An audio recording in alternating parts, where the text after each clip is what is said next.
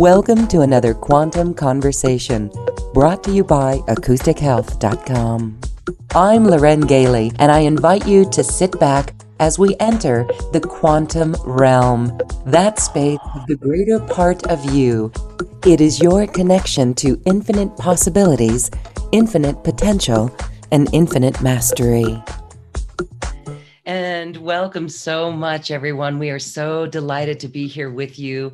I have a guest that we are introducing to our community, but he is such a sacred, special guy that we've had a friendship cultivated over these years. It's been about 5 years. It's so beautiful.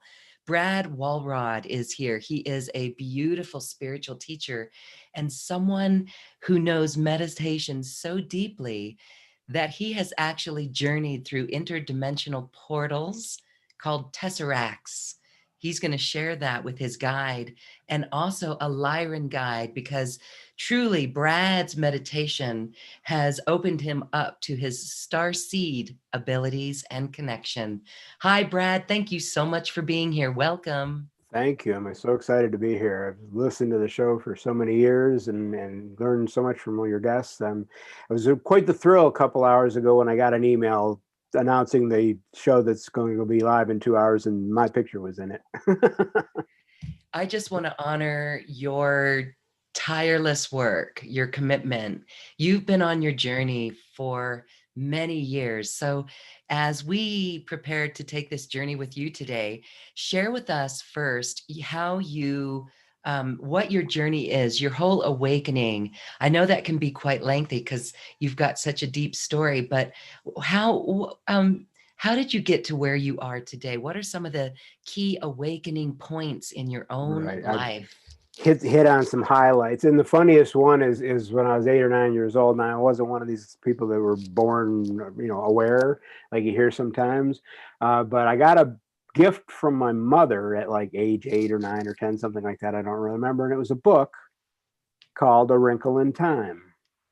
And I never would have thought back then or anytime probably since the last couple of months that had anything to do with anything other than it was a good book and I would return to it. And now they've made movies and stuff from it. But when I thought about it, as I started working on these tesseract transmissions, I realized, wait a minute, went back, A Wrinkle in Time, that's how they travel, is with tesseracts. They travel through time and space through these dimensional portals. And I thought, oh my gosh, I'm bringing this full circle from when I was a child and my mother gave me this book from her book club.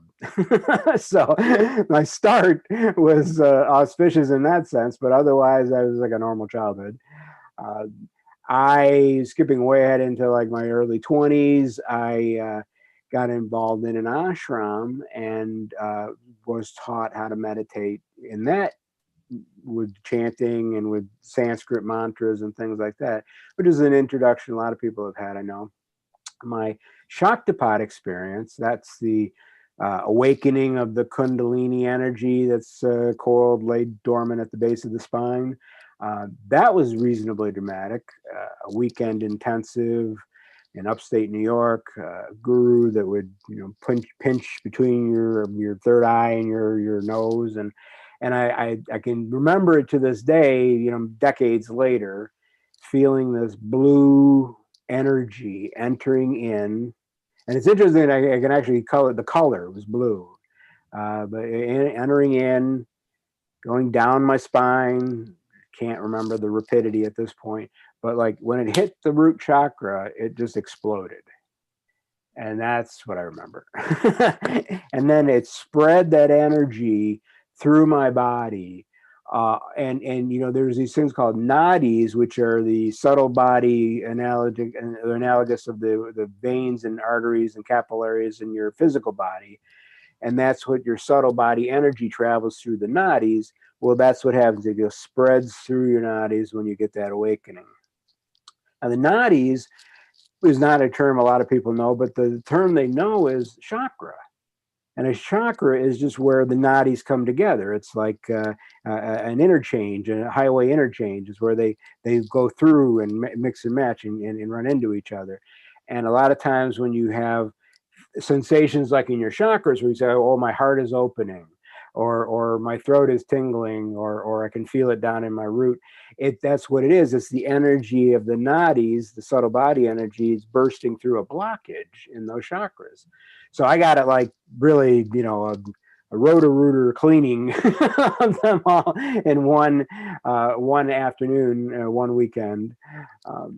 Besides, I'd been meditating and stuff up to that point, but that was really kind of like the beginning of a lot of advancement in my life. But one kind of just side note on that, I returned to Manhattan where I was living. I actually had an apartment in Brooklyn.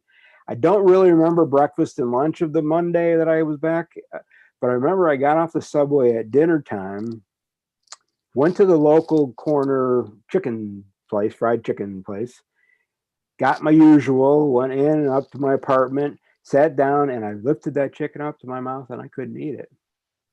I had become a vegetarian like that. Isn't that amazing? Okay. That's how I reacted to the energy. I want to clarify. So the blue energy, was it a guru who pinched your nose? Yes. And that's where it came from? Yeah. It was Is that Shaktipat?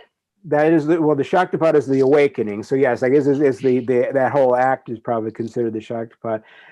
It's you've heard probably before a lit candle and an unlit candle. I was the unlit candle with all that potential energy, but it just wasn't being released yet until he, as the lit candle, touched my wick, as it were, and it took off from there. And so you had no desire for meat. Did that last, or did you kind of go in and out of that, or was that? Yeah, I can always remember how long I've been a vegetarian because it's how long I've had since Shaktipat, or vice versa. Because it was the same within a day. It was like the same weekend basically. So that's kind of funny. Yeah, no, it lasted completely. And so it was funny because it was almost easier for me because I didn't do it for political reasons or for compassion reasons. Not that these aren't things that I have developed into, whatever over the course of the years and decades. But for me, it was like a light switch was flipped. And so it wasn't anything I had to agonize over at all. But this started my practice of a certain type. There was, like I said, the meditation, the chanting, the Sanskrit, waving of lights. I mean, this was my practice then. And that lasted a couple of years. I lived in India for a while, not a long time, but long enough. Any time spent there at an ashram is like time well spent. And then I left. I don't know if I'd learned what I was meant to learn, the experience what I was meant to experience, but the meditation stuck with me. And so for the first few years after that, the meditation I was doing in my apartment, I think at that point I moved down to Greenwich Village, I was doing it there, was not particularly different than the ashram. But then over the years, it has evolved. And I think a lot of people may kind of get stuck in the particular way they've started to meditate, and they never kind of let it evolve. They never evaluate it and look into is it still working for me? Or is it still playing for me? If you want to use it that, say that way. So for me, for example, when I was in India, a friend introduced me to the Seth material. Jane Roberts channeling, Seth. And being more of a yani, using Sanskrit, more of approaching things mentally rather than a bhakti who will approach it from the heart. Not that I don't have heart and empathy, but we have tendencies in a particular lifetime, and mine tends to be an intellectual approach. I got into the Seth material heavily. Interestingly, I just distinguished between yani and bhakti. When I would read the Seth material, it was not terribly uncommon for me to read an entire paragraph 20 times because I was feeling it so much. I was reading it to be intellectual, but I was feeling it so much I would have to keep reading and rereading and rereading because I was like, oh, what did I just read? Kind of thing. But that kind of led to us having a Seth group where people were coming together. I don't know how we all met, actually. It's been so long now. But we were coming together, somebody brought a Ouija board once to try that, and others were introducing other channelers and other, workbook, creating your own reality kind of workbooks. Well, together, we got together. We went up to a mountaintop, literal mountaintop, for the first harmonic convergence. So you can see my first shift in, my meditation way I was doing things went from ashram to more, I suppose, secular, but working with other friends. And we didn't know, I don't even know how we knew back then. There's no internet or anything. It's like, I don't even know how we knew to do it, but we did. And I've heard now ever since, like Cryon talks about it, Sandra Walter talks about it, that we did make a difference back in August 17th or 18th, 1987, that there was a shift. But like so many things when you're on your practice, right, you don't really know until you see the effect later on. And something so long term like that, mere mortal often doesn't see the effect. It takes like a group of people like a Meg Benedicte and a Sandra and a Cryon and others, I'm not going to remember, Yeah. to 20 years later to tell you, yeah, we did make a shift. Patricia Diane Coda Robles. Yes. So it's the harmonic convergence. And, that's what we were thinking of with 2012, right? We were thinking it was going to be something big there. And it took a while for that experience to even come about. But look at where we are today. Isn't it when amazing? the world doesn't end, you're not aware that the world didn't end. It's because it didn't end, Well, I thought it was going to be this giant love fest. I was down in There's Peru that.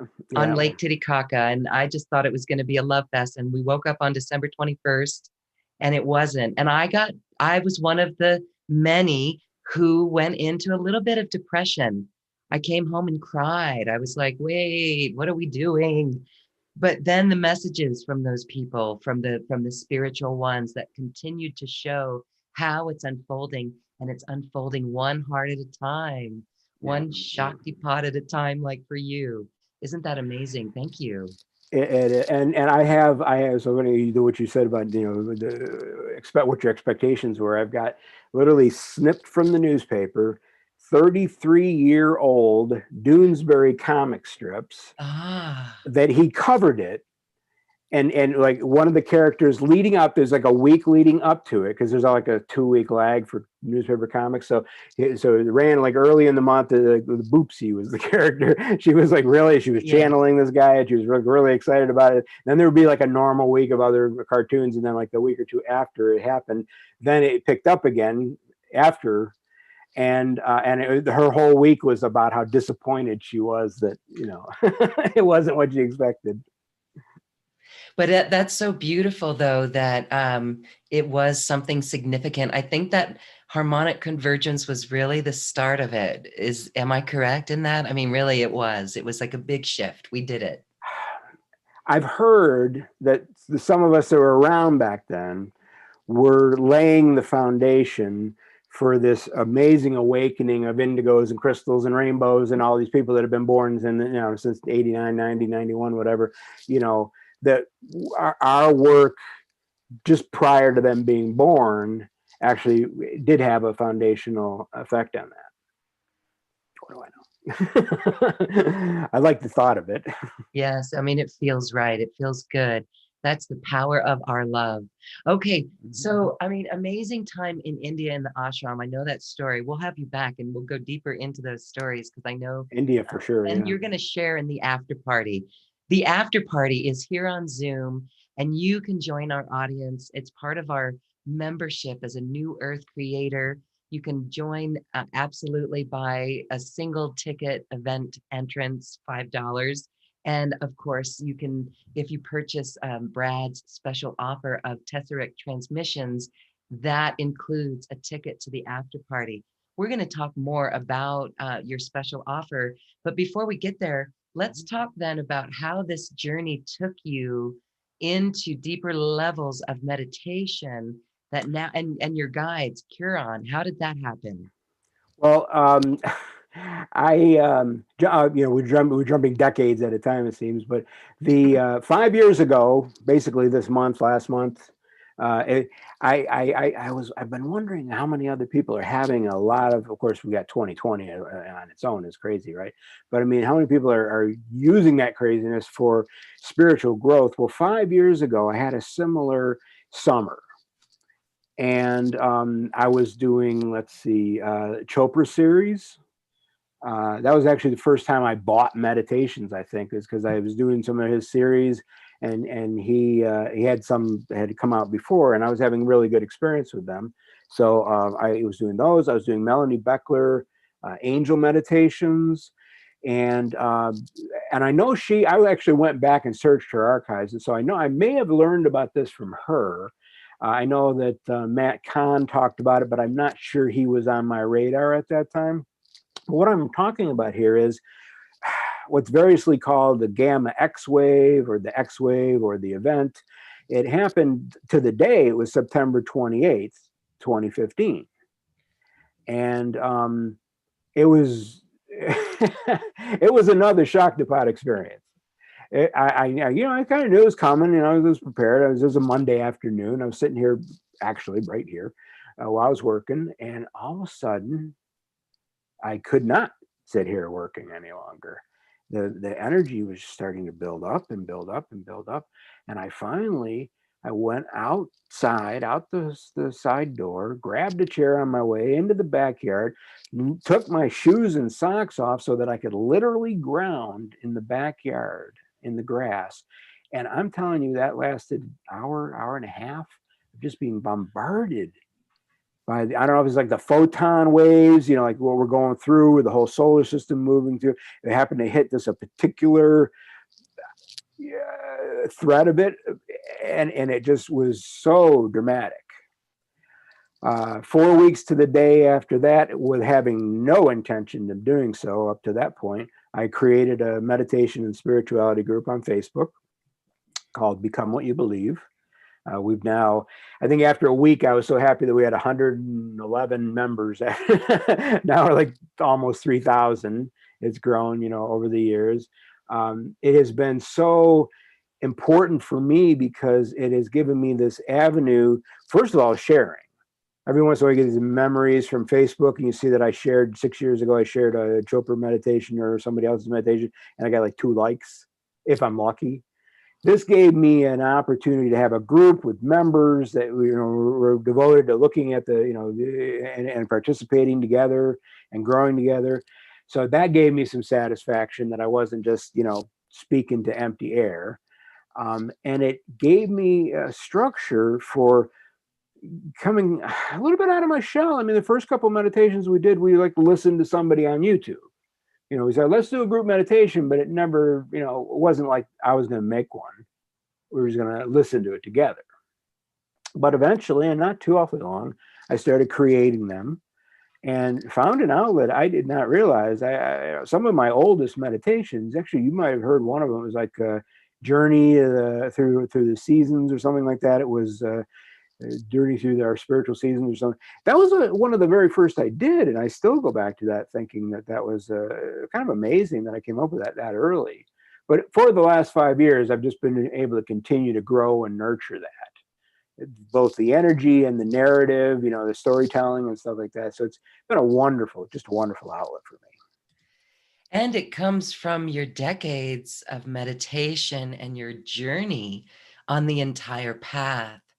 And I bring a lot of that to it. Yes, definitely. Well, I'm hearing that your higher self is thanking you for stepping up. Your higher self is thanking you for stepping up, for sharing. That's really what this is. We all are here at this time for this purpose and to make the shifts in our own life to allow for this space. It's so beautiful. And you have stepped up, and that's beautiful. Everyone is stepping up. And this is part of, we all know something. Each of us, every single one of us, every person watching knows something. And I like to call it the something list. Now make a list of something, now share it. And that's exactly what you did, Brad. You shared it. This is it. We share it. There's so many tools for all of us to share it right now. This really is the new earth media. Let's talk. I just want to, as we're talking about 2020 and we talk about going forward, and we see how these opportunities for spiritual growth are around us in a multitude of ways. It's this, it's going forward for new earth. And really sharing what we know, and doing things with the new earth integrity and the right dignity and, gosh, consideration and all those words. So it is beautiful, and that's like all of us stepping up to do that. It's just it's motivating to hear how you can do it and how we can all do it. And it's important during these times, this year especially, it seems, Mm, to practice discernment. And there's so much stuff being thrown at us, and so much of it has that kernel of truth, enough that you could maybe buy the whole farm, but it's really just that corn kernel. I've been living in the country for 12 years now, yeah, but you've got to feel it out, think it out. Is feel this it. coming from the light? Is this coming from love? Right. um, Yes. is this really the path I'm on, with fifth dimensional ascension, or is this like just another control system being, replacing the old control system? Is this filled with victimhood and blame, or is it filled with expansion and growth? And there's where your discernment comes in.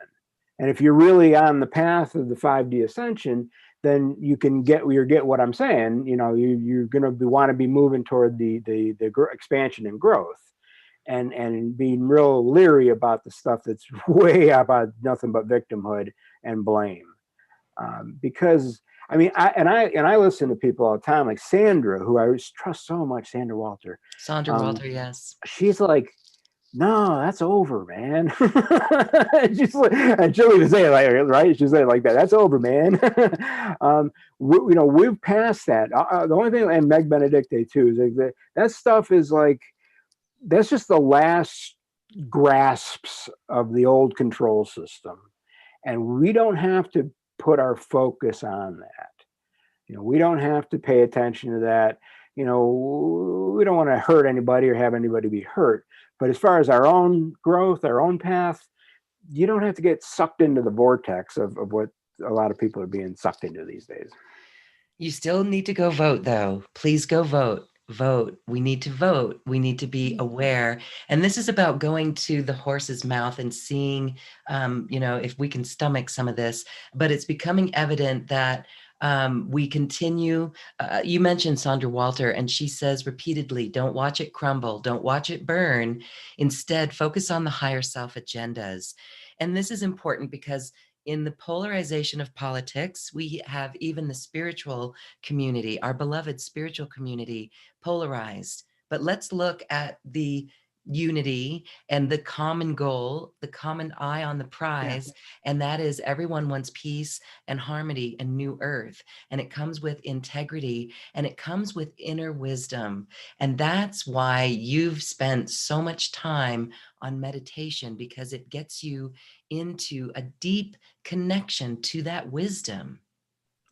And everybody's got their own path. I mean, there is some value to bringing certain things to people's attention in that. I mean, I get that. And I still say we have one foot in the 3D. Like you say, vote, pay attention to what's going on locally, volunteer, help out. Don't leave out the 3D completely or anything like that, by all means. And it's sort of like the difference between, okay, I'm giving money to a certain, candidate or cause, okay, or I'm even putting a sign out front, which this morning I noticed was stolen. A political sign. Yeah, it made it 24 hours. I saw it there yesterday morning, but this morning it's not there anymore. Obviously, we cannot ascend with politics, so let's get over it. All right. Yeah. Oh yeah. Oh yeah. But the point is, you can, and you should. I mean, you have to decide for yourself what your focus is going to be. Veganism, vegetarianism, politics, homeless. That's cool. You should definitely, support where your desires are. Where your compassion lies. It's a matter of the discernment. Is are you doing it from fear and hate? Yes. Thank you. That's all. From That's fear all. and hate, right? Or judgment, right? I mean, it's just Yeah. so this is where this inward journey, these are all triggers for us to come up and clear. And boy, there's a lot of clearing going on. Yes. All right. And with the spiritual practice, yeah, I talked about how it had evolved over a certain, time. I got up to 2015 and stuff, but the bottom line keeps coming back to a daily practice. I love Chopra says all the wisdom traditions. I just love that phrase. All the wisdom traditions. He covers it all, and you know what he's covering. He's calling out, all the Abrahamic religions, the Hinduism and everything, and Confucianism, all the wisdom traditions. Say to do a daily practice. Now, the devil's in the details, and that is, what is a daily practice for you? What is a practice that raises your vibration? And then, now for me, obviously, the first thing out of my mouth is going, well, you should meditate. You should meditate if you're going to get something out of it, anyways. Other people will have more of a meditate once a week, but go out and do nature walks, 6 times a week. Whereas I would just be the opposite of that, just myself. But that's for me, and that's not for them. So you find the thing that raises your vibration, and you feel it, that's your discernment again. You're going to figure out what it is. Water. Okay, first thing you may have thought of is bubble baths, whereas showers are actually not so bad either. Water, anything you've got with water, near water, in water, that's a high vibration, practice. And then others would be painting. Whatever kind of creative, they can feel that this is raising their vibration. So having something that you're doing every day, not the same thing every day necessarily, but doing something every day that raises your vibration, there's your daily practice. And that is, again, something that has evolved for me from back when I was just doing the ashram kind of, stuff. So that's where I talk to people now about, make sure you're doing what works for you in vibration. Yeah, absolutely. Doing what makes you happy. I know for some people who are like, I don't know how to raise my vibration, but it's as simple as making that list of 5 things, just 5 things. Sometimes it's hard for people to think of even 5 things that they love or make them happy, but that's really important. So thank you for And that patience. daily practice. Well, and Yeah. patience. It's like I've got a friend in the meditation group. She started early on, and she didn't feel bupkis. I mean, she was doing it. We became friends, and so she was like, "Well, I'm picking him as maybe a little bit of a mentor for meditation, and I'm going to follow his advice, although I'm not feeling nothing." And it took her a couple of years, and all of a sudden she started writing to me. She says, I felt that. I felt it like maybe in her heart or something, Yes. Now she's just bathing in it, And it's just like you find someone that, okay, you listen to Sandra, you listen to a YouTube video, maybe Melanie Beckler resonates with you, something like or this show in general. If you just like stick with watching this show a lot, you can decide whether these are people you can believe in and people you can trust. And then you say, okay, let's have a little faith. Like, I like their practice. I'm going to try that for a while. And then, even if you don't have your own, or you'll make your own adjustments as you go. But yeah, patience, that having the practice, and it accumulates, the energy accumulates. So sometimes it's a matter of patience, but it's not like it's like after 2 years, boom, all of a sudden something happened. No, you actually were ramping up for 2 years. You just didn't feel it. Yes. And then all of a sudden it was like the dam burst. It was drip, drip, drip. And then the sensations.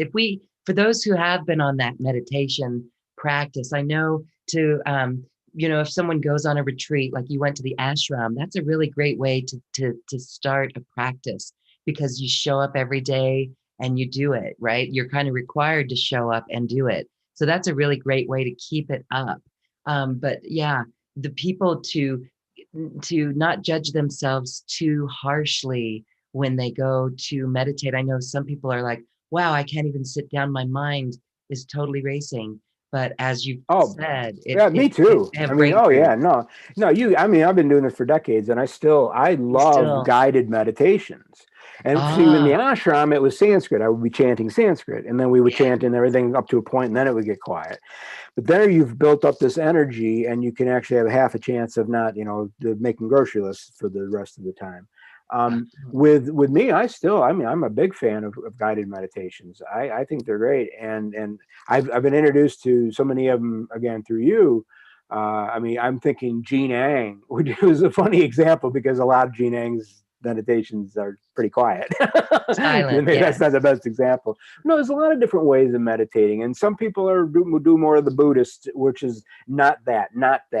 It's like nothing that I'm seeing is part of me, and it's like total silence and trying to calm the mind. That doesn't work at a lot for a lot of Westerners. That does not work that great. But instead, finding something that you can listen to, maybe nice music, Melanie with her channeling angels. These are things that, and you try different things. In a given week, I might, listen 4, 5, 6 different people, whatever. Find what you like and listen to them. And there's nothing wrong with having a guided meditation. Well, here I am. I make guided meditation now, but there's nothing wrong with having that. If it gives you the satisfaction, if it raises your vibration, if it even gives you things to think about sometimes, But the other one is music. Some people don't want silence, but they don't want words, and so music is the in between. And sometimes it can have words, but like they're Sanskrit, so you don't know what they are. Most people wouldn't know what they are. I've had this one chant, kind of like my go-to chant with people wanting to start meditating, and it's Lane Redman, who's a late drummer, a female drummer. There's one. It's on YouTube, and it's you don't know the words because it's in Sanskrit, but the music is nice. It builds up, and you can have a nice experience in your meditation without worrying about grocery lists or maybe not really wanting to hear about angels because you're, a lapsed Catholic and that's just not your thing, whatever. So there's a lot. The word meditation has like so many different definitions, but whatever path you're on, there's a really important aspect of it, if I may. It's recognizing the milestones and celebrating them and nurturing them. And the milestones don't need to be like Shaktipat or the gamma X wave. It's kind of funny to tell this story. I'm listening to Melanie Backward Meditations. This is about the same time as the X wave, around 2015, right? And I started feeling a little thing on my jaw. It's right here, right? Okay, well, that's weird. It's like a tooth abscess. What's going on here, right? It's a little tingling, right? It didn't hurt. This was tingling. It was noticeable. And it would go away, and then maybe a day or two later it would come back. And then over the weeks, I would notice it would move. Some days it was over here. Some days it was over here. And it took me probably way too long to realize it was moving based on which angel she was channeling. So I didn't this was probably Michael, because he was doing a lot of Michael, but one of them might have been Metatron, one of them might have been Gabriel. And I really, so it's a very subtle thing, but I took it, I ran with it. I said, okay, I recognize this is happening and I'm celebrating it. It's cool. And I'm nurturing it, even just by going back and listening to the meditation again. And you know what, there's a straight line you can draw from that to a few months ago when all of a sudden I said, wow, this is Andromedan energy I'm feeling in my left temple. I felt the energy, but I knew it was Andromedan energy. And in 2015, I wouldn't have known that. I would say, well, I got a tingly temple. Lyran in my high heart. I felt it in my heart. Orion, I think it was my right side. I had to write them down because I kind of forget after a while. But there's a direct correlation between that little tingling in my jaw and not discarding it, not discounting it, but actually paying attention to it. And years later, feeling much bigger sections of it's not just it's colors too. So it's like Yes. we're here. It was the Lyran copper, like a golden copper color. And that's new to me. I didn't ever heard, colors and stuff weren't part of my meditation practice, So it's new to me to recognize green for Andromedans and copper for Lyrans and red for Orions. Yeah, so I'm celebrating it, frankly. So, okay. All right. So, how did you make the connection between the sensations in your physical body and your star seeds? How did that, this is where your I inner knowingness, you heard it. Yes, Yes, that's the key here. it That's is. what Well, I comes guess from it's meditation. on. Is it clairsentience when you're feeling it, and then claircognizance when you're knowing it? So I've had the clairsentience in one form or another for quite a long time, it seems, because I could feel the meditations. But it's now grown to being able to feel it much more and recognize what it is and what the difference is. And the nice thing about it, when you feel them like that, when you got like a particular area in your body, you can use that to get back to it. And this is another thing with meditations. Like when we do our experience, I'm going to put this shawl around my neck. When you meditate, if you wear a shawl, if you sit in a particular position, even wear the same clothes, hold some rocks. I got some rocks in this pouch here. If you do these things with cloth and stones, they will absorb the energy that comes up when you're doing the meditation. And then when you go to sit in for meditation again, it brings you back to the place where you left off much quicker. So there's little mundane things, I guess, like wear a shawl, but it helps, little things like that. That's fascinating. Okay. So, speaking of guided meditations, let's go on one. We're going to do something here, an Andromedan Tesseract transmission, but there's another being that's going to come through, right? Yeah, I mean, in the last couple of months since we started talking about this show, I was working. Andromedan seemed to be the way to go, the first place to go, and it was just kind of like I was very patient. I just kind of let it come up, and so it might every 3 days something new might have occurred to me, but eventually it came down to a forest and traveling with this particular guide, Quran, and then I've talked more about how the different of the three meditations in the series, how they are built on each other. But yeah, just a few days ago, I've said, okay, well, I want to do another transmission, and it was like I was open. I was thinking Lyran, but I was I was going to stay open to whatever came up, and yes, I've this guide uh, Mayat came through. Syrian Council, not Syrian, what I say, Lyran Council, Lyran Light Council, something like that. And the energy was definitely distinctive. And I thought, well, I hadn't really planned on anything in particular for the show because I wanted to keep it open and keep it more spontaneous. But I mean, as of this morning, I mean, I was telling people on my group, yep, we're doing Lyran. we're gonna Andromedan is available now. It's all recorded and available, and it's a special offer, but we're doing Lyran and then over the next couple of weeks, I will be moving into, I don't have the narrative yet. I don't know what the story will be. I know two things. I know her name, Miat, Lyran, because I know three things because the color is copper. That's about it. So we'll do something with her. Was to see what comes up. Take it from there. Okay. All right. So it's Miat. Yes. Yes, All right. like MI''AAT is the way I see it. Yeah, Okay. and feel it, whatever. And so I'm just gonna. Yeah. I just lost my earpiece. I'm going to pop this on because it's my habit. I'm going to hold the rocks. Actually, these are the rocks that I was holding for the Andromedan transmission. And it's a Lemurian clear quartz golden Himalayan azestolite and Santa Rosa azestolite. And I learned one thing about recording audio. You'll get a kick out of this. Best to hold 2 rocks instead of 3, 1 per hand. When I tried to record holding 2 rocks in one hand, boy, can you hear the clicking when you're recording.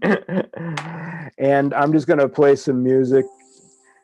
You tell me how the volume is. It's just the music I was playing for the Andromedan Tesseract experience or transmission. So yeah, if anybody wants to play along with us here, we were required to say not to do this if you're operating heavy machinery or driving, but otherwise go ahead and close your eyes. Take a comfortable breath. In through your nose and let it back out through your nose or your mouth. You're just oxygenating the blood a little bit.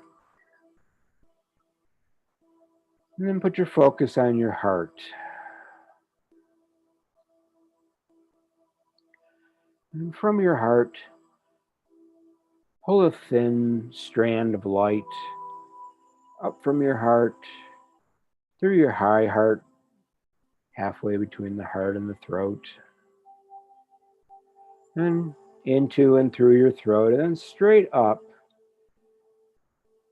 through your third eye as the middle of your head. It's okay to use your forehead, but if you're used to using your forehead, go there and then go back a few inches.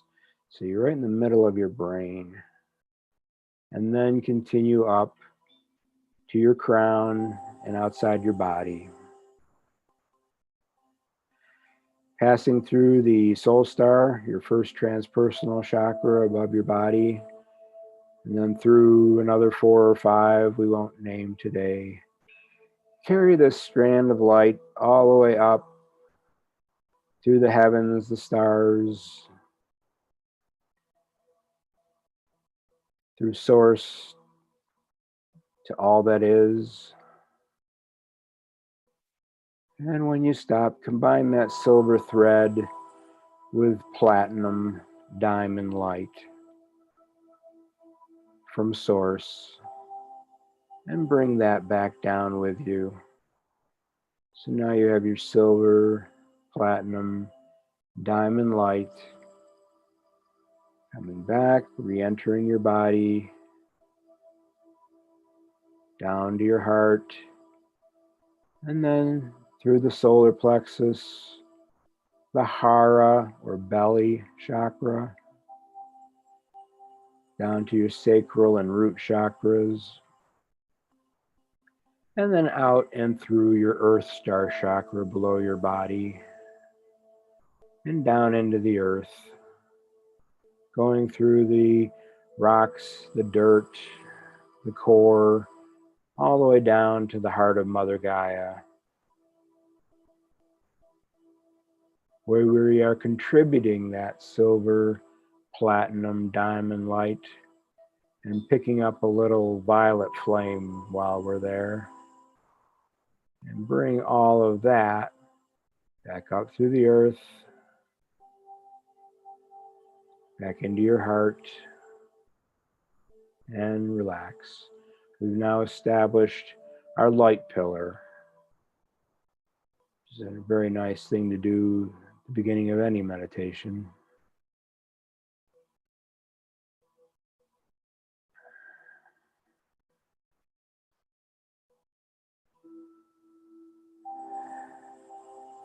You might feel Miyat in any number of places or ways. You might feel her in your heart, your throat, your third eye. I first feel her in my cheekbones, just below my eyes.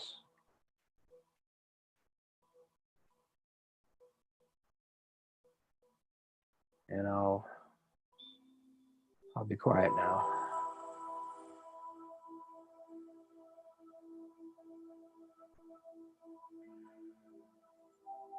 We are honored to be asked to join this party today.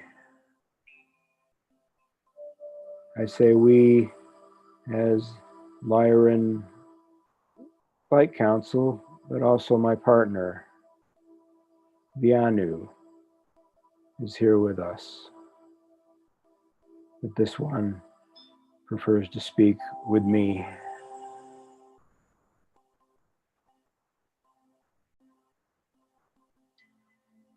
Let us spend some time in your third eye, where your pineal, your pituitary glands come together and form the cave of Christos.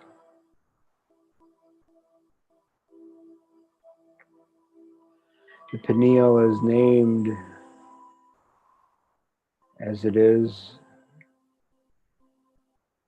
because it resembles your pine cone, tiny pine cone. And we want to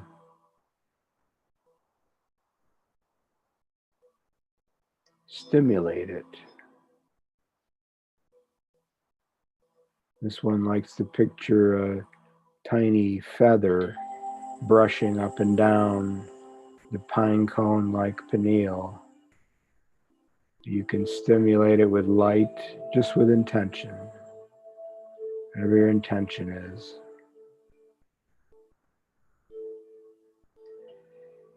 And this third eye, once opened and activated, acts as a portal, not the same as the tesseract portal for traveling, so much as an opening, a window, a door, to give you easier access, most importantly, perhaps to your higher self, always there and often ignored.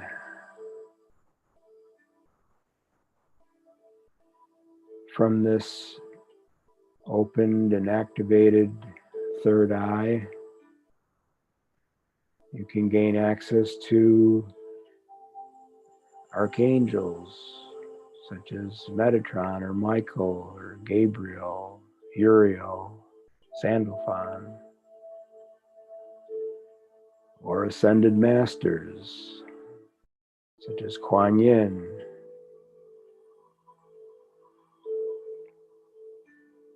your own guides, and any starseed connections you have made or would like to make. Just by giving your attention to this third eye, letting it blossom.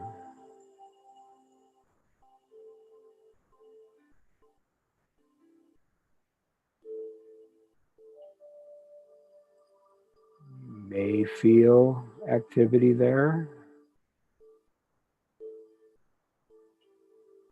You may only feel activity there upon repeating this.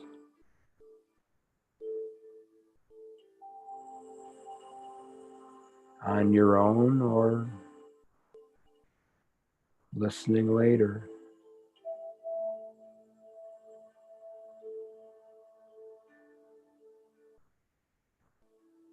This one speaks of an adventure we'll be going on together and how copper is involved. We'll tell you that there's going to be a room you'll enter with copper walls and ceilings and floors, golden pillows, and arches that will play an important part in your adventure.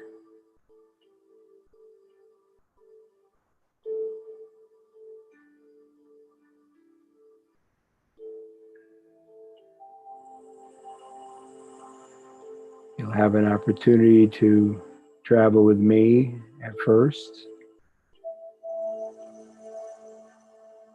and then other star seeds and Lyran guides by the time the journey is over.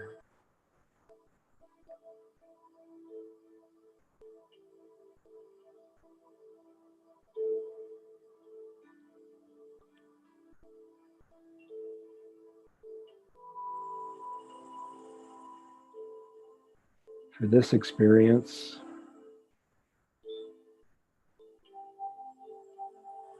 nurture these feelings and be gentle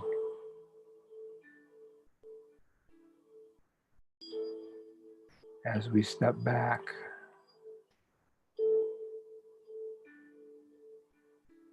Vianu wants me to add, even though he's not speaking, he's happy to represent the divine masculine to my divine feminine, recognizing that we all have both, but that this will be fun working together with both.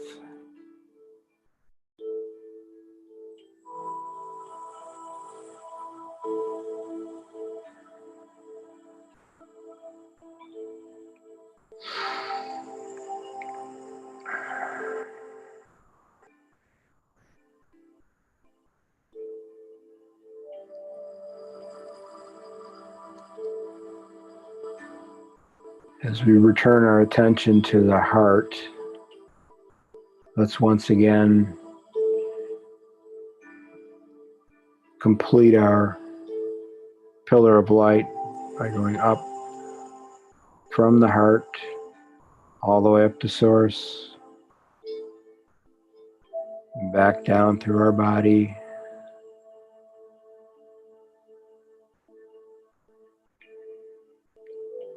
all the way to the heart of Mother Gaia. And when we contribute energy, both from source and from the experience in our third eye, and we leave some with Gaia, the purpose of that is that anybody else on the planet that taps in can feel it.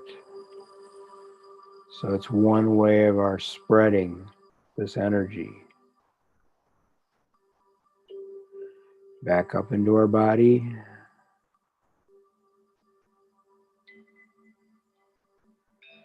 Take a comfortable breath.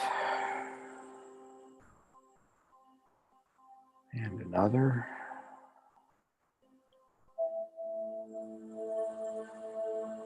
And then slowly and gently, at your own pace, and come back into your body. Some people like to wiggle their hands and their fingers and toes. Me, I always have to wipe my eyes. I always have wet eyes after these.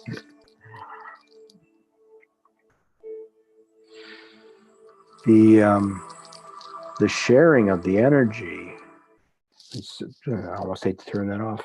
I talk about it, doing that in Gaia, but that's so much part of our practice is we radiate it afterwards. I've got a running thing where I I'm not being egotistical. I just, it's fun to say that when I walk in, well, before 2020, when I walk into the farmer's market on the weekend, the level of energy would rise, or the vibration would rise. Now, again, I just, not getting cocky about it or nothing, but I just, because people would be happy to see me, and we'd have these great conversations, right? There's smiles all around, and I think, you know what, this is an after effect of my practice. I could just as easily walk in there being a big grump, and then it's going down instead of going up. So that way, your household, your work, your farmer's market, that's just a very real and important part of your practice. Spreading it around. Sharing the love, sharing the light. Definitely. Yeah. And that's beautiful. So we thank everyone for sharing the light. And you took Oh, us. well, yeah. And everybody that was here, that was here live. And of course, as we all know now by now, I think everybody that's here with the recording, we did this great thing. The prelude to our getting together and doing this, it happened to be a 3 meditation series I did in the group. In the Become What You Believe group on Facebook, where it was a triple eclipse. We had 3 eclipses in 30 days this summer, and I did an experiment with one of them. I don't remember now which one. It was the second one, where I addressed the people that were listening to the recording and asked them to send energy back, if you have to have a direction, back to the people that were doing it live, and then hope they would feel it. And I said, okay, now the people that are here live, you send that same energy, you send energy to the people that are watching in the future in the recording. And I got a lot of nice feedback. I mean, it turns out I wasn't blowing smoke. That actually, people in the quantum, we were affecting everybody. Everybody was being affected in the recording, whether they were live or watching it 2 weeks later or whatever. Yeah, that's really cool. So we'll do that with this as well. That's what I'm saying. We did. We did. And so for those who watch the recording, tap into that and send it back to us. That's where this goes quantum. It truly does. And that could be the single most important mission on planet Earth, is to radiate light. I had that in meditation, and it was like this in the dream space. And then it was just so clear that is our mission. So beautiful. Thank you for sharing and putting us in such a beautiful space. I want to just share that it was really cool with the Miat when you brought her forth for us to feel. And I would just wonder if people could share on the YouTube chat, if you wanted to share what you experienced, because at first I felt something right here. Really? And then here's what, yeah. And so then right under my eyes is where I feel it. Yeah. Under the eyes, upper cheekbones. Yeah. But then inside, like almost inside the sinuses. So for those who are getting used to feeling this, by you sharing what you felt, that actually helped all of us. It's different for everyone, but it's paying attention to the energy, because it definitely shifted. Then when you had us working in the pineal with the feather, wow, that's like, I hope everyone can feel. It was as if with our eyes closed, we could feel this huge space around all of us, around our fit. I could feel the physical energy. Very sensitive. I was very sensitive. So I know it's different, but you notice how I say you might feel it in your heart or your throat. But I try to make sure that I don't, say too specifically, because it's not important that you happen to feel it in the cheeks. It's always fun when you get to, oh yeah, me too, I felt it there too. But it's more important that you find out where you felt it, and be open to it changing. The biggest thing one of the biggest things I learned from your show and from the people I got to know from your show was repeating meditations. So like Gene Ang, you get these ones, and it's so funny because, like I said, a lot of times it's very silent in a lot of them. But you buy them and you well, listen to these 3 or 4 over the course of 4 or 5 days, whatever it takes, and then okay, well, that was fun. But then a month later, it's like, I haven't done that in a while, and I do it, and my experience is different. It's better. I mean, I should make that point. It's grown, It's become better on a repeat. So with my transmissions, for example, there's like these 3 meditations, right? The first one is meant to lay down a base of energy because there's a lot going on here, right? I mean, we're trying to reach a pretty high level, a potent level for a good cause, and I'll get to that.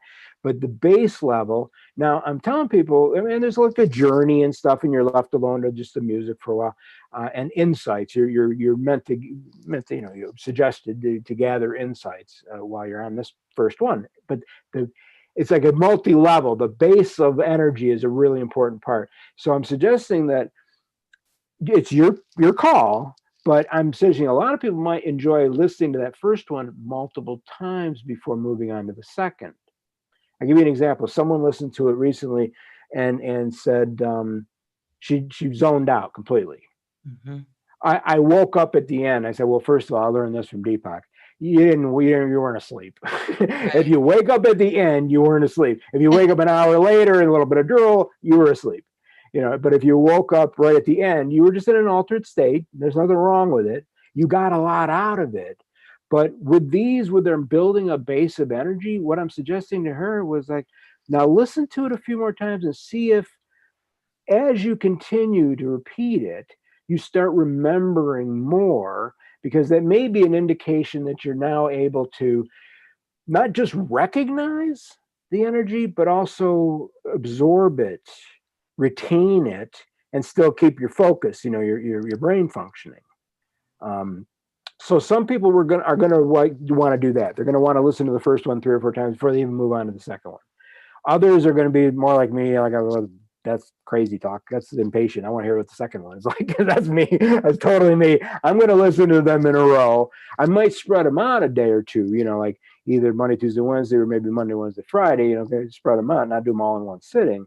But others are going to want to do the first one, then followed that whenever by the second one, because they want to know more of the narrative, the story, and everything else. That's fine. The second one, we're back in the forest, but we are concentrating more on asking for guidance, whether it's from the guide I'm with, Quran, whether it's from your higher self or whatever. But it's meant to build on that base of energy with a new burst, a new level. It's put the level up on the second one, right? And then you could then do that one a couple times, or you can go right on to the third one. And with the third one, we're really hitting a crescendo on the energy. So if you do them 1, 2, 3, you will hopefully experience an increase in energy, but I think you're going to experience it more when you've done it like 2 weeks later. You do 1, 2, 3. You know what I'm saying?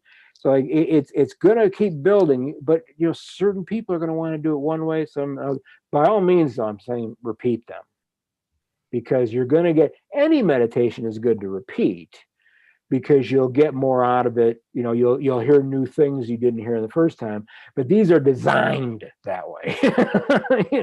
That was my intention going in, was that these need to be listened to multiple times because there's so much energy in it. There's so much energy. And as we know, it's almost like a spiral.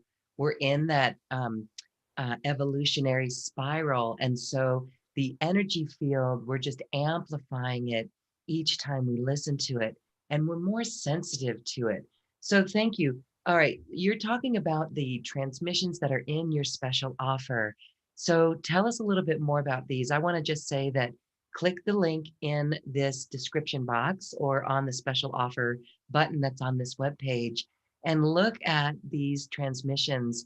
This is a beautiful opportunity to go very deep and work with these. I want to share that from that transmission earlier, many people are saying they felt that. They felt someone touch the heart. The forehead was pulsing. The heart was loving it the whole time. And that's what's happening here. These are energetic transmissions. So what the Tesseract transmissions, that's really allowing us to journey, right? And that's the funny thing, is like, I've talked all this time and really haven't said much about tesseracts. It's because it's a complicated thing, because it's a 4th dimensional thing we're trying to experience in the 3rd dimension. And so what I'm doing with the way I've done it, laid it out in these 3 meditations, is each one, in the intro and the outgo, they have they start simple. So we work with the torus field, but very simply. We work with the light pillar, and then we work with the torus, and then I mean the tesseract, and then it grows and we climb in, and we don't spend we don't get into the nerdy stuff right away. Okay. Then with the second one, we kind of switch things up with the torus and feel it. We shake things up, but feeling a little bit different. Okay, that's different. And then we get a little bit more advanced in the light pillar, and then the tesseract. We talk about sacred geometry and how it's part of Metatron's cube. And okay, so we're starting to get into geeky stuff, but we're not overwhelming on the first one. You know what I mean? We're getting to the heart of the journey without, and we're introducing the concepts. The second one, we're getting a little bit more nerdy, and on the third one, we go full blown. We got torus fields going in every direction. We got the light fillers, got more colors involved, and we get into what it really means when you experience a tesseract, because you can't really see a fourth dimensional object in 3D. And in fact, I explain in the third dimension. I try to keep it brief because I don't want to be totally taking you out, breaking the fourth wall. But if you lived in the second dimension on a flat piece of paper, a sphere, a rubber ball, means nothing to you until it comes in contact with the paper. And that's what we're doing in these meditations. We're coming in contact in our 3D bodies with a fourth dimensional object. And our experience of it growing is actually the experience of a fourth dimensional object sticking its nose into the third dimension. But, I kind of build up to that. I don't try to do that in the first meditation. I wait till we get to the third one where we built up some energy. We've built up a little all the other story. We've had a little experience of it. Then we can kind of get into the more, esoteric stuff.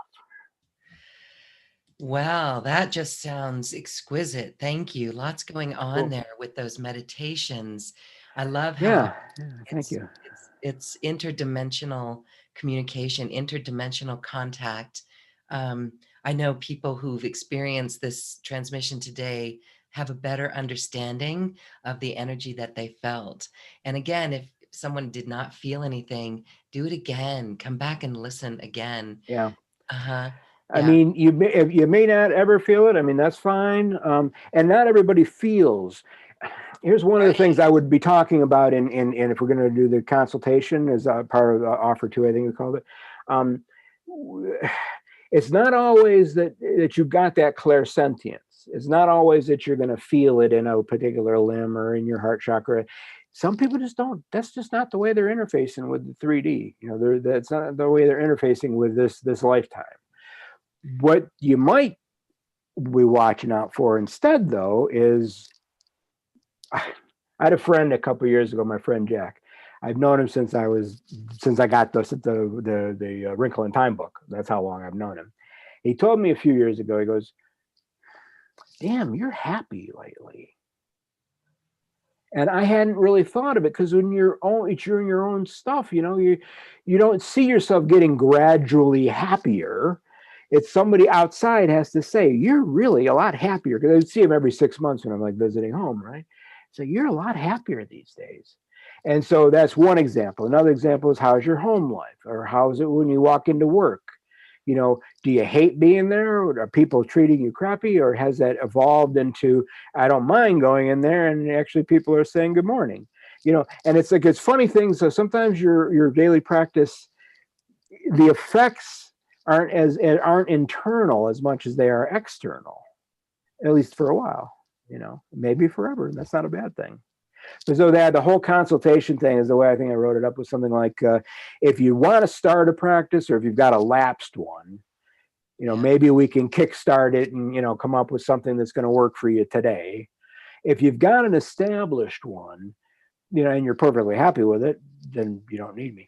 But I mean, if you want to explore it and dig a little deeper and say, are you really getting what you want to get out of it? Then we can have a conversation and say, like, okay, well, there's an idea that you might not have thought of, or just talking about what you like, what you don't like, what you're doing, what you're getting out of it, might turn into something. Absolutely. It's very helpful. And that's what makes you a great guide for people, is to be able to show them where they may not be recognizing some of the beautiful things that are happening in their experience, and Recognize, celebrate, and nurture.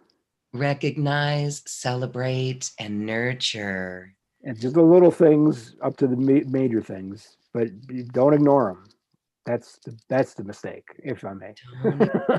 All right. And so a personal session with you is really a chance and an opportunity for for you to really look into their whole meditation experience to help them go deeper on the path, or even just help them understand a little bit more of what's going on, or giving them techniques, because it's all custom depending on each individual. And don't you love that in this year of 2020, we've got this incredible, what is it?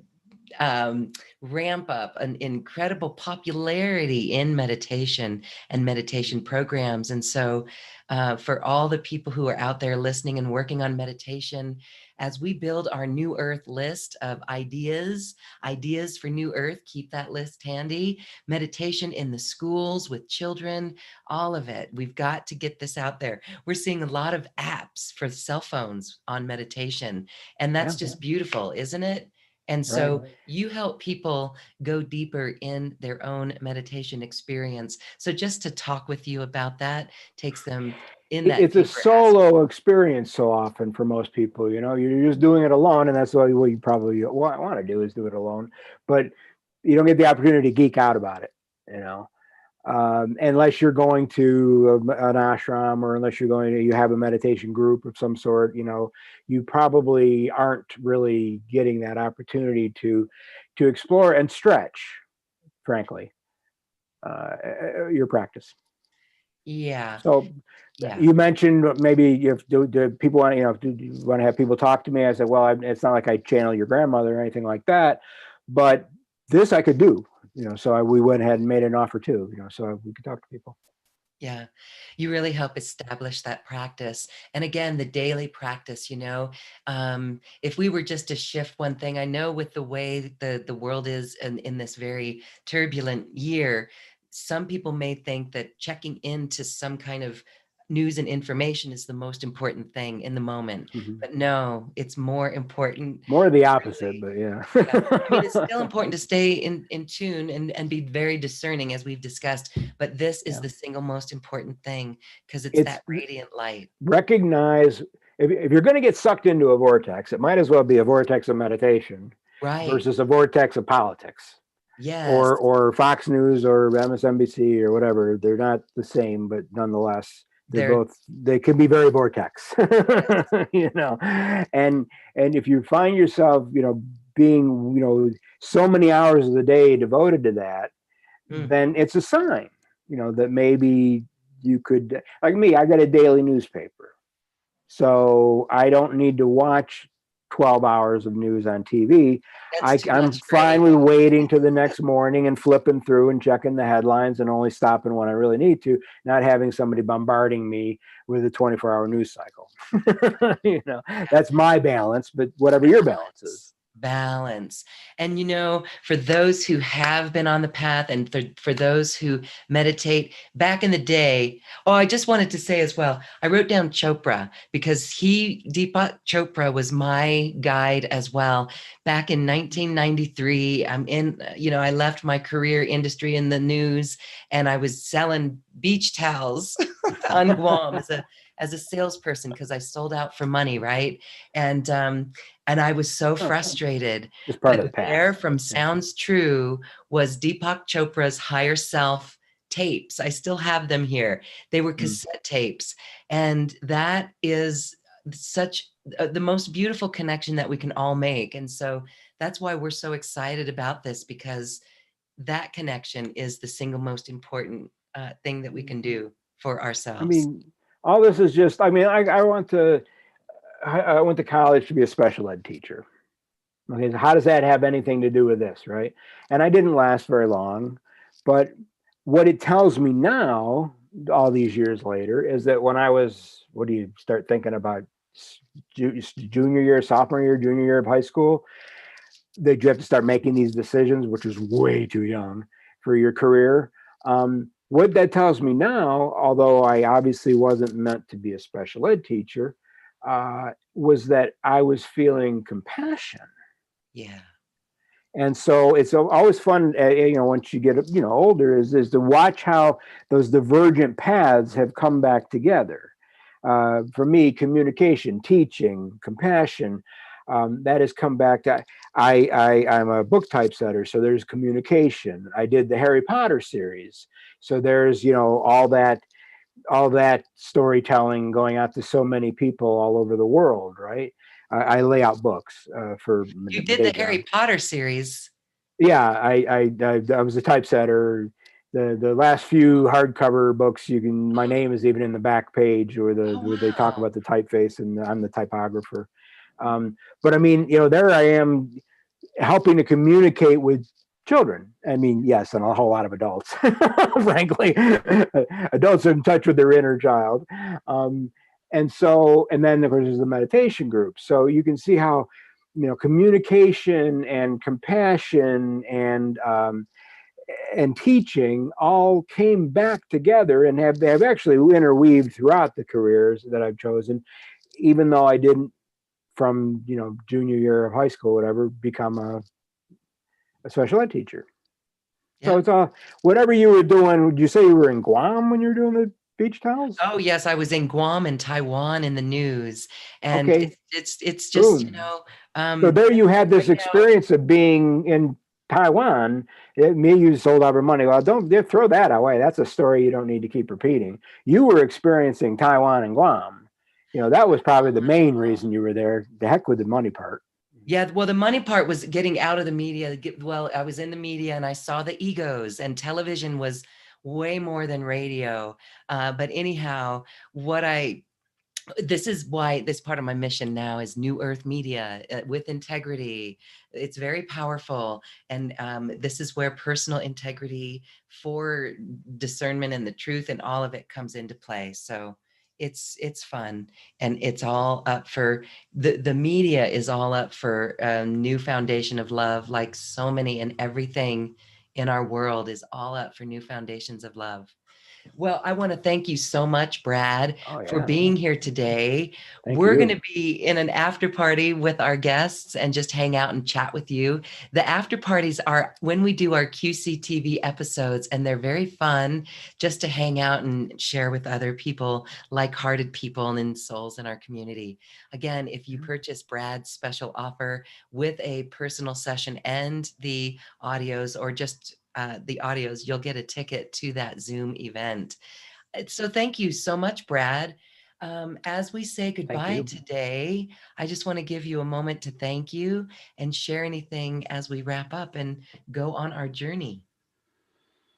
Oh, it's funny because I kept harping on recognizing and celebrating and what was the third one? I think so. Nurturing. That was probably that, and the daily practice. Just tuning into yourself and listening to what makes you happy is the main element of any practice. All these other things, I forgot to take my shawl off after we finished, the rocks, all that, they're great for the energy. They're great for giving you a heads up and a kickstart and a boost and all that. But as long as you're true to yourself, then you're fine. You're doing what you came here to do. And the whole thing about, oh, this is going to be my last lifetime business, give that up. Because once we get on the other side, we said, you know what, we go back for another adventure. Yeah, this is the same as getting on the roller coaster again. You thought once was going to be enough. Nah, you don't want to go back on the roller coaster. So just give that defeatist attitude up, and just enjoy this life. Beautiful words. Enjoy and be happy. It is a beautiful key, and it's a gateway to the higher realms. Brad Walrod, thank you so much for being Thank you. here. Thank you. Okay. All right. And thank you all for listening. Now it is time to just have a little fun and dance our way to the cosmic heart. Thank you, everyone, for being here. Namaste.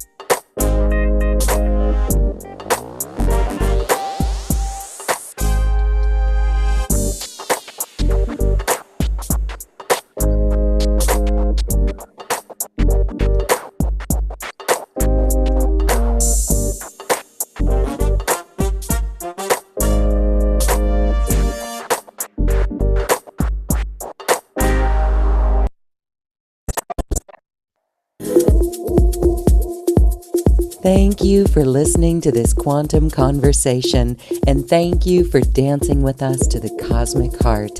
As we raise our own vibration, we raise the vibration of the planet. This show is dedicated to you and all awakening hearts, as we are here to shine our bright light and amplify our love. At Conversations, special offers from our guests, and online healing retreats by visiting acoustichealth.com. I'm Loren Gailey, and from my sacred heart to yours, I honor your magnificent love and light.